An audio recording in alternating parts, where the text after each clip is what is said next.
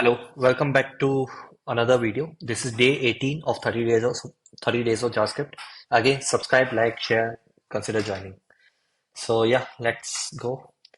Debounce. Okay, it's really nice. If you have worked with React, it's a very common thing.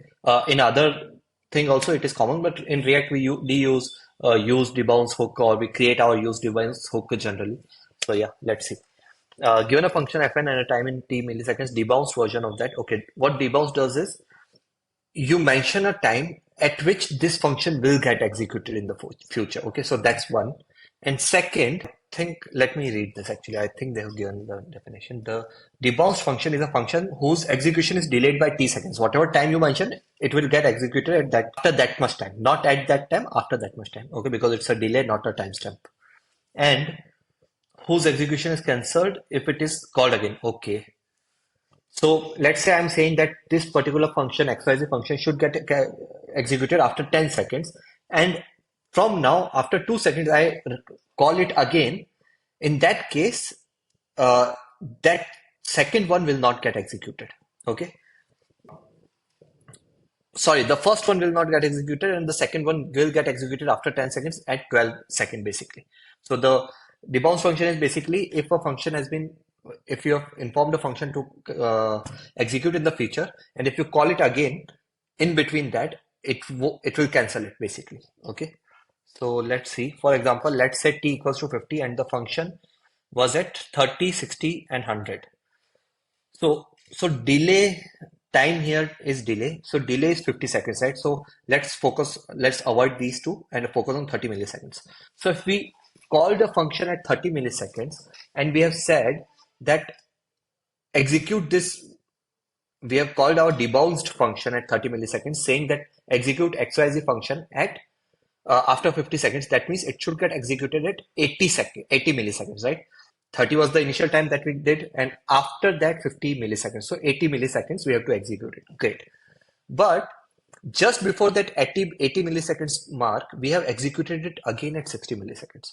So what will happen is this will get cancelled, and at 60 milliseconds, we are saying now execute it again after 50 milliseconds. So 60 plus 50, 110. Okay. But just before 110, when we were supposed to reach that time, just before that, we said, again, execute this after 50 milliseconds. So this second 60 milliseconds one function will also get cancelled. And at 100 milliseconds, we are saying execute it after 50 milliseconds. So it is 150 milliseconds. So at 150 milliseconds, it should get executed. The first two functions would be cancelled and third one will get executed, correct? If it is time is t 35 milliseconds, let's think that also. 30 milliseconds. After that, we have to pass another 35 milliseconds as a delay. So at 65 milliseconds, it should get executed, right? But just before 65 milliseconds, at 60 milliseconds, we have said execute this again. So what will happen is the first one will get cancelled. Second one, 60 plus delay is 35 milliseconds. Now that 95 milliseconds is less than 100 milliseconds, right? So that 95 millisecond task will get executed. Okay, so 60 millisecond, which we started here, that task will get executed successfully at 95 milliseconds. And after at 100 millisecond, we are again saying execute the task after t equals to 35. So at 135 milliseconds, this task will get executed. Let me see. If instead t equals to 35 milliseconds, the first call should be cancelled, the second should be executed at this. Okay, great. Now, because time, which is delay, so automatically set timeout comes to my mind. That's one. Okay, so I'll write that const, and I know that I'll have to. Here we were cancelling the previous call. Here we were cancelling the previous call. So if we want to cancel the previous call, we always need the ID also. So I'm directly writing it like this. This part of code I'm doing without using much of brain. It is more about the hacks that I already know, that if time is involved, you have to use set timeout or set interval somehow. Okay. Obviously brain is involved, but it is at this point, it is sort of like not using a lot of things in mind. Great. And what do we have to do? We have to execute this function. Okay. And I'm assuming from our previous exercises that we have to pass arguments. I have not checked it, but I'll just pass it. Okay. So this will execute after a certain time. For example, we have executed this function at 30 milliseconds. Time is 50 milliseconds. So this will get executed at 30 plus 50, 80 milliseconds. Okay. Now we have to cancel it, right? So this function is getting executed. So we'll have to remember the previous timeout ID also so that we can cancel it. So I'll have to write this here. Timeout. Okay.